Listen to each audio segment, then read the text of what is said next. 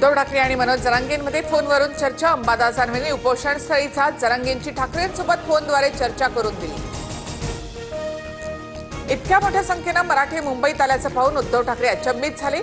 सरकारने मराठा समाजाच्या मागण्यांवर विचार करावा असं ठाकरे म्हणाले।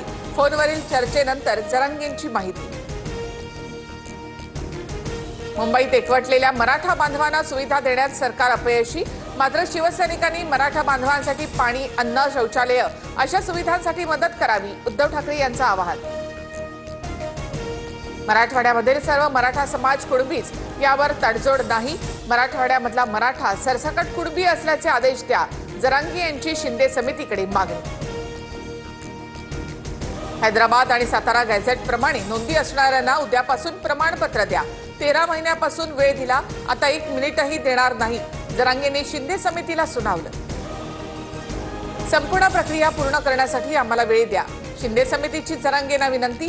मागासवर्गीय आयोगासाठी 2 महिन्यांची मुदत मिळेल, बाकी मागण्यांसाठी वेळ मिळणार नाही, जरांगेंकडून स्पष्ट। शिंदे समिती आणि जरांगे यांच्यामधील चर्चेची पहिली फेरी निष्फळ। GR काढल्याशिवाय आंदोलन सोडणार नाही। तात्काळ निर्णय न घेतल्यास पुढच्या शनिवारी आणि रविवारी एकही मराठा घरी दिसणार नाही, जरांगेंचा इशारा। जरांगेंसोबतच्या भेटीनंतर न्यायमूर्ती शिंदे समितीची राधाकृष्ण विखे पाटील यांच्यासोबत सकारात्मक बैठक। हैदराबाद गॅझेटला तत्वतः मान्यता दिली आहे। जरांगेंच्या काही मागण्यांबाबत मंत्रिमंडळ बैठकीत चर्चा होणार, न्यायमूर्ती शिंदेंची माहिती। मराठा उपसमितीचे अध्यक्ष विखे पाटील आज रात्री मुख्यमंत्र्यांना भेटणार। शिंदे समितीने जरांगे पाटील यांचा निरोप विखेंना कळवला। मनोज जरांगे परत का आले हे एकनाथ शिंदेंना विचारा। मराठा आरक्षणासंदर्भातील सर्व प्रश्नांची उत्तरं शिंदेच देऊ शकतील। राज ठाकरे यांचा रोख नेमका कुणावर, असा सवाल उपस्थित। सरकारमध्ये 3 गट, फडणवीसांना अडचणीत आणण्यासाठी एकनाथ शिंदेंकडून आंदोलकांना मदत, खासदार संजय राऊतांचा दावा। गृहमंत्री अमित शहा आणि एकनाथ शिंदे यांच्यामध्ये 1 तास बैठक। मराठा आरक्षणासह पालिका निवडणुकांवर चर्चा, सूत्रांची माहिती। आरक्षणाबाबत केंद्र सरकारच्या पातळीवर धोरणात्मक निर्णयाची गरज। संसदेमध्ये घटना दुरुस्ती करून आरक्षणाचा तिढा सोडवायला हवा, शरद पवारांचं वक्तव्य। सूचना करणारे अनेक काळ सत्तेत होते, ते वंदनीय आदरणीय मान्यवर आहेत, मला खोलात जायला लावू नका। आरक्षणावरून अजित पवारांचा शरद पवार यांना टोला।